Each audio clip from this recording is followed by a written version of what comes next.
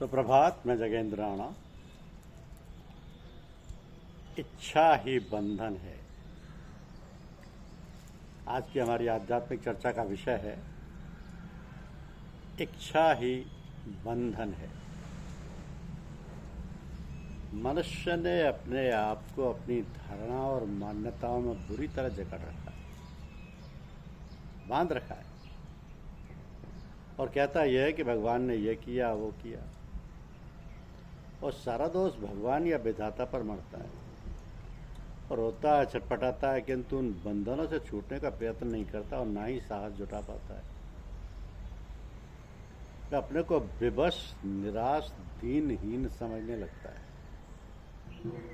तो जब तक लड़कपन रहा, समय नासमझी में, खेलकूद और माँ बाप भाई बंधुओं के लाड़ प्यार में बिताया।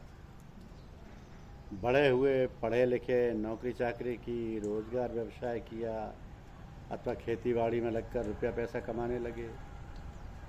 घर और परिवारजनों की सेवा शुश्रूषा में लग गए। माँ बाप ने विवाह कर दिया। अब जीवन की नई रूपरेखा शुरू हो गई। घर वालों परिवार वालों से अधिक लगा प्रेम व्यवहार हो गया। अब तो जो कुछ है पत्नी है, हर समय उसी का ख्याल, उसी की देखभाल, उसी के साथ उठना बैठना, खाना पीना, चलने लगना। इस प्रकार कुछ समय बीता तो बच्चे पैदा हो गए और उसके लालन पालन और खिलाने पिलाने में समय बीतने लगा। अब पत्नी में लगाव तो है, किंतु कुछ बच्चे में बट गया। इस प्रकार जीवन का काफ़ी समय इन्हीं घर गृहस्थी के चक्करों में, झंझटों में बीत गया। अब शरीर में निर्बलता आने लगी, थकावट पैदा होने लगी। अब उतनी मेहनत और परिश्रम नहीं कर पाते जितनी कि अब तक करते थे। इधर बच्चे भी बड़े हो गए, उनको पढ़ाने लिखाने में समय और धन जुटाना पड़ गया। फिर लड़का लड़की पढ़ लिख कर तैयार हुए तो उनकी नौकरी चाकरी, शादी विवाह का समय आ पहुंचा। तमाम दौड़ धूप करने के बाद, काफ़ी पैसा खर्च करने के बाद विवाह वगैरह किया। अब शरीर और भी टूट गया और बुढ़ापा आ गया। अब तो कामकाज, नौकरी चाकरी में भी कष्ट होने लगा। अब यदि नौकरी है तो रिटायरमेंट आ गया और पेंशन मिलने लगी। आराम करने का, सुख सुविधा में रहने का समय आ गया, किंतु फिर भी माया मोह नहीं छूटी। लड़के बच्चों का, पोते पोतियों का, देवते देवतियों का लालन पालन, शादी विवाह के ख्याल आने लगे। मतलब यह है कि मनुष्य को फुर्सत नहीं, समय नहीं जो आराम से चैन से बैठ सके। कभी कभी विचार आता है कि कुछ भजन पूजन किया जाए, कुछ राम रहीम से नाता जोड़ा जाए, लेकिन फुर्सत कहाँ है। एक ना एक खोकट लग जाती है, अंत में सब कुछ छूट जाता है। ना शरीर में शक्ति है, ना सोचने विचारने की बुद्धि है। कभी गाते हैं, खुश होते हैं, और कभी इतना चिड़चिड़ाते हैं कि घर में किसी से ठीक से बात नहीं करते। हर समय डांट फटकार, ये नहीं किया, वो नहीं किया, ये खराब कर दिया, वो खराब कर दिया। इन सब बातों से लड़के, बच्चे, पत्नी इत्यादि सभी परेशान हैं। तो यह है संसार, उसका बंधन और व्यवहार। इतना सब कुछ होते हुए भी वो यही चाहता है कि अभी और जिएं। घर के लोग भी अब नफरत करने लगे, लड़के बच्चे भी डांटने फटकारने लगे, परंतु फिर उन्हीं में लगे लिपटे रहना और मौत से दूर रहना चाहते हुए दिन काट रहे हैं। यही सब है संसार, और इन्हीं सब बातों में जीवन के सुनहरे दिन बीत जाते हैं। जीवन का जो लक्ष्य था परमात्मा की प्राप्ति का, उसकी ओर कुछ भी ध्यान नहीं दिया। स्त्री, पुत्र और धन दौलत, इन्हीं की इच्छा वासना में समस्त जीवन की इतिश्री हो गई, और जीवन ना छोड़ने की इच्छा हुए भी मृत्यु के चंगुल में अंत में जाना ही पड़ता है। सावधान हो जाओ, उठो जागो और लक्ष्य की प्राप्ति के लिए कटिबद्ध होकर डट जाओ। विजय तुम्हें मिलेगी और अवश्य मिलेगी। साहस और भगवान का सहारा, आसरा और भरोसा लेकर चेष्टा करो, सब कार्य पूरा होगा। हमारे मन में ये विचार आया कि यदि संसार में रहना आ जाए तो हमारी मुक्ति हो जाए। संसार में रहना एक विद्या है, उस विद्या को ठीक से समझ लें और काम में लाएं तो बेड़ा पार है। किसी भी काम में लगो, उस काम को करने की विद्या आनी चाहिए और उस काम को अच्छी तरह करना चाहिए।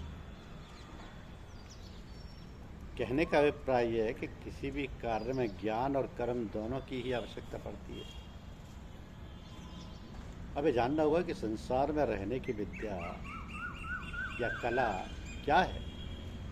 जो अपने सुख की इच्छा करता है उसको संसार में रहने की कला आई या नहीं।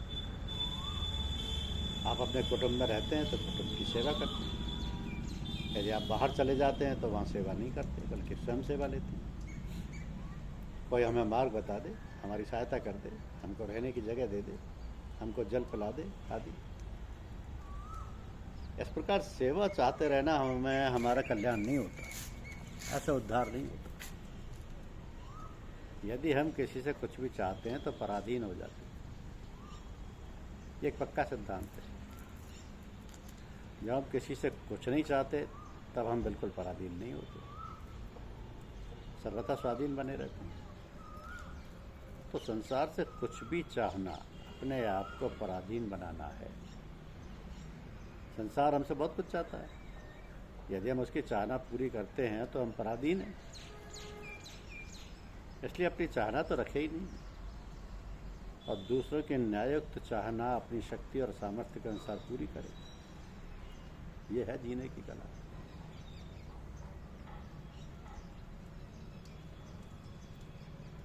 अब प्रश्न ये उठ सकता है कि जब हम उससे कुछ भी नहीं चाहते तो फिर उसकी चाहना पूरी क्यों करें। तो उत्तर यह है कि उनकी चाहना पूर्ति करने से अपनी चाहना के त्याग की सामर्थ्य आ जाती है। यदि अपने स्वार्थ की बात ही हम करते रहेंगे तो अपनी चाहना के त्याग की सामर्थ्य नष्ट हो जाएगी। इसलिए हम दूसरों की सेवा सहायता करते रहें तो हम स्वतंत्र हो जाएंगे। संसार में रहकर स्वतंत्र होना ही संसार से ऊंचा उठना है और यही मुक्ति है। यदि हमारे माता पिता हैं तो हम उनकी सेवा करें, उनसे चाहना ना रखें। उनका दिया हुआ ही शरीर है, सामर्थ्य है, हमें जो कुछ मिला है उन लोगों से ही मिला है।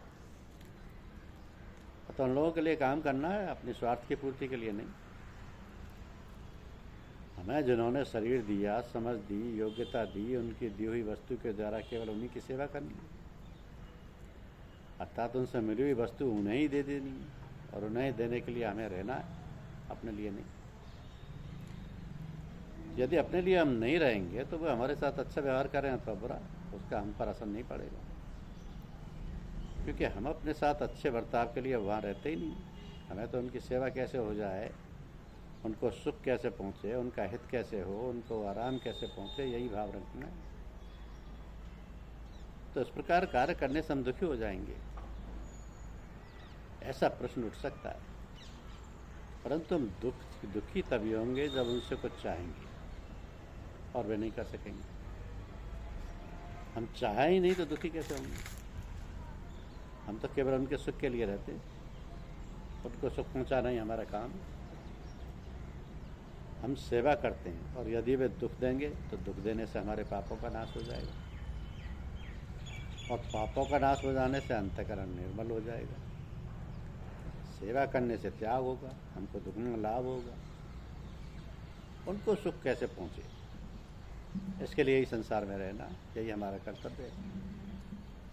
तो हमारा कर्तव्य तो उनकी चाहना पूरी करना है। उनकी चाहना पूरी करने में दो बातों का ध्यान रखना है। एक तो उनकी चाहना अन्याय युक्त तो नहीं है, अर्थात चाहना न्याय मुक्त हो। दूसरा, हमारी सामर्थ्य के बाहर की बात तो नहीं है, अर्थात यदि सामर्थ्य के बाहर हो तो हाथ जोड़कर उनसे क्षमा मांग लें कि भाई हम तो समर्थ नहीं है, हमारे पास इतनी शक्ति नहीं है, इसलिए आप हमें क्षमा करें। यदि सामर्थ्य हो तो उनकी चाह पूरी कर दें।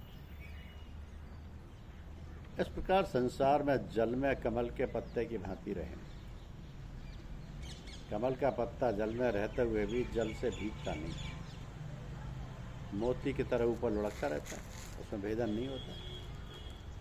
जैसे कपड़ा भीग जाता है वैसे भीगता नहीं। तो ऐसे ही हम अपने लिए ना रहकर केवल सेवा के लिए रहें तो हम भीगते नहीं, अर्थात संसार में फंसते नहीं। केवल उनके लिए ही रहें, अपने लिए रहें नहीं रहेंगे, अपने लिए कुछ भी ना चाहें।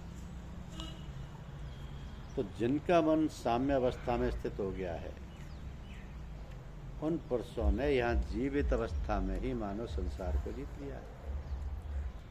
साम्य अवस्था क्या है? अनुकूल प्रतिकूल परिस्थितियों के मिलने पर उनमें सुख दुख का अनुभव होने पर भी हर्ष शोक के अनुभव का ना होना। तो संसार की कोई भी परिस्थिति हमें डिगा ना सके तो हमने विजय प्राप्त कर ली। यदि संसार की अनुकूलता और प्रतिकूलता ने हम पर असर कर दिया तो हम हार गए। यह असर कब नहीं रहेगा? जब हम संसार में अपने लिए नहीं रहेंगे, अपितु संसार के लिए रहेंगे। तो इस प्रकार रहने से हम ऊंचा उठ जाएंगे। मानव मरता है तो उसकी मृत्यु पर दुख होता है। इस दुख के दो कारण होते हैं। एक तो उससे सुख लिया है पर सुख दिया नहीं, और दूसरा फिर सुख लेने की आशा रही है, तब उसके मरने से दुख होता है। यदि हमने उससे सुख ना लिया होता तो उसके मरने से दुख नहीं होता। तो जो हमसे अपरिचित हैं, जिसका हमारे साथ कोई संबंध नहीं है, वो मरता है तो उसके मरने का हमें दुख नहीं होता। आगे सुख लेने की आशा ना रहे तो भी दुख नहीं होता। जैसे 90-100 वर्षों का बहुत बूढ़ा आदमी मर जाए तो उसकी मृत्यु का दुख नहीं होता। लोग तो यहाँ तक कहते हैं कि उसका मरण विवाह जैसी बात है, बड़े आनंद की बात है। कारण क्या है? अब उससे सुख की कोई आशा नहीं रही। किसी तरह वो हमारी सेवा करेगा, हमारा हित करेगा, ऐसी आशा नहीं रही, इसलिए दुख नहीं होता। यदि जवान 20-25 वर्ष की आयु का व्यक्ति मर जाता है तो दुख होता है, क्योंकि उससे आशा बांध रखी है कि सुख मिलेगा। तो आशा ही दुखों का कारण होता है, और निराशा है अनपेक्षा परम सुख है। आपके शरीर का निर्वाह भी समष्टि से ही होगा, परंतु केवल सेवा करने के लिए ही निर्वाह मात्र होना चाहिए। हमारी क्रियाएं हमारे लिए ना हो, उनसे मिली हुई वस्तु उनको ही देते रहें। हम लेने की इच्छा का सर्वथा त्याग कर दें।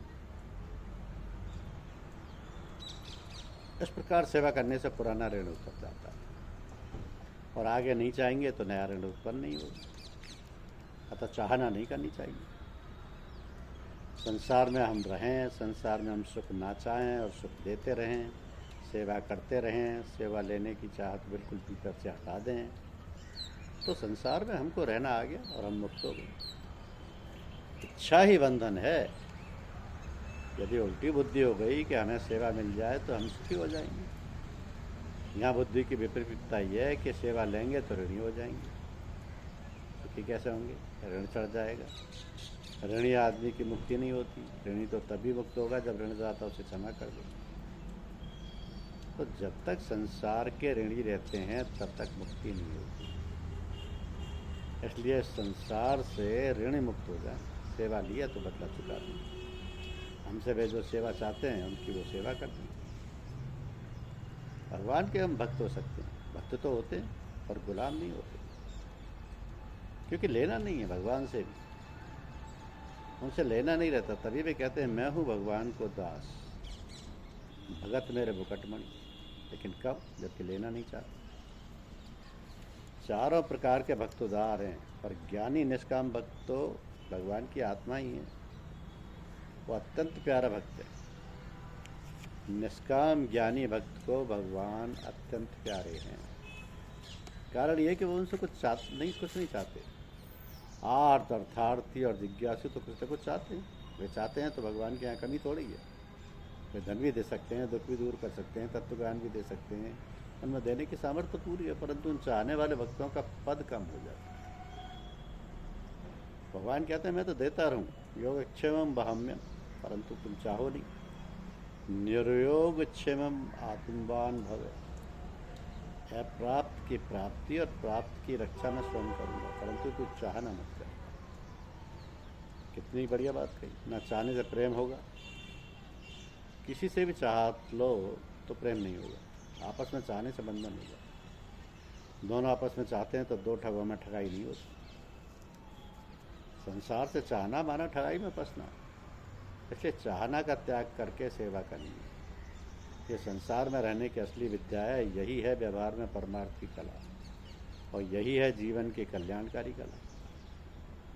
चक्रवात के ठीक बीच में एक स्थान ऐसा भी रहता है जहाँ कोई हलचल नहीं होती, वहाँ तनिक भी प्रकोप नहीं रहता, फिर तो इतनी शांति रहती है कि यदि छोटे शिशु को वहाँ सुलाया जा सके तो वह सुख की नींद सोता रहेगा।